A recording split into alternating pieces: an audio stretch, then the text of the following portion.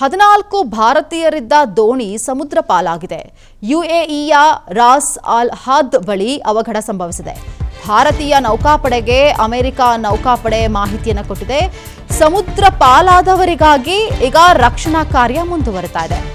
America ನೌಕಾಪಡೆಯಿಂದ ರಕ್ಷಣಾ ಕಾರ್ಯಾಚರಣೆ ನಡೀತಾ ಇದೆ. P-8 ಪೋಸಿಡಾನ್ ವಿಮಾನದಿಂದ ಜೀವ ರಕ್ಷಣೆಯನ್ನ ಮಾಡಿಕೊಳ್ಳಲಾಗಿದೆ. ಲೈಫ್ ರಫ್ಟ್ ಪೂರೈಕೆಗೆ ರಕ್ಷಣಾ ಕಾರ್ಯಕ್ಕೆ ಈಗ ಧಾವಿಸಿದ್ದಾರೆ. MV ಜಬಲ್ ಅಲಿ ಹಡಗು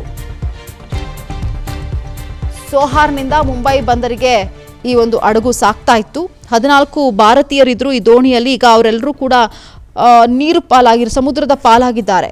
ಯುಎಇಯ ರಾಸ್ ಅಲ್ ಹದ್ ಬಳಿ ನಡೆದಿರುವಂತಹ ಅವಘಡ. ಭಾರತೀಯ ನೌಕಾಪಡೆಗೆ ಅಮೆರಿಕ ನೌಕಾಪಡೆ ಏನು ಇದನ್ನ ಮಾಹಿತಿಯನ್ನು ಶೇರ್ ಮಾಡ್ಕೊಂಡಿದ್ರೆ, ಸಮುದ್ರ ಪಾಲಾದವರಿಗಾಗಿ ಈಗ ರಕ್ಷಣಾ ಕಾರ್ಯ ಕೂಡ ಮುಂದುವರಿತಾ ಇದೆ. ಜೊತೆಗೆ ಅಮೆರಿಕ ನೌಕಾಪಡೆಯಿಂದ ರಕ್ಷಣಾ ಕಾರ್ಯಾಚರಣೆ ನಡೀತಾ ಇದೆ. P-8 ಪೋಸಿಡಾನ್ ವಿಮಾನದಿಂದ ಜೀವರಕ್ಷಕ ಲೈಫ್ ರಾಫ್ಟ್ ಪೂರೈಕೆಯನ್ನು ಕೂಡ ಮಾಡಲಾಗ್ತಾ ಇದೆಯಂತೆ. ಅಂದರೆ ಅವ್ರನ್ನ ರಕ್ಷಣೆ ಮಾಡುವಂತಹ ಕಾರ್ಯದಲ್ಲಿ ಇದನ್ನು ಯೂಸ್ ಮಾಡಲಾಗ್ತಾ ಇದೆ. ರಕ್ಷಣಾ ಕಾರ್ಯಕ್ಕೆ ಈಗ MV ಜಬಲ್ ಅಲಿ ಹಡಗು ಕೂಡ ಧಾವಿಸಿದೆ.